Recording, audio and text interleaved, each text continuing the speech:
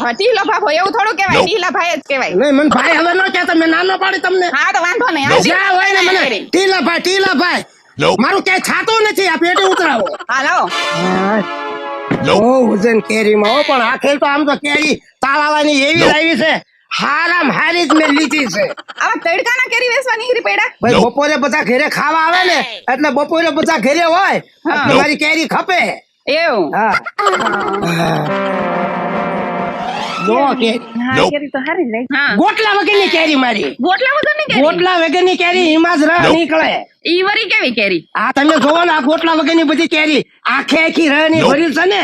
પણ ગોટલા વગરની કેરીમાં રસ જ ન હોય. અરે એમાં જ રસ હોય. મને તો નથી લાગતું આમાં રસ હોય છે હો. આ તમે જોતા નથી, આમ જોવો તો ખરા. હા જોઉં તો ખરી પણ ઓછી છે કે નહીં?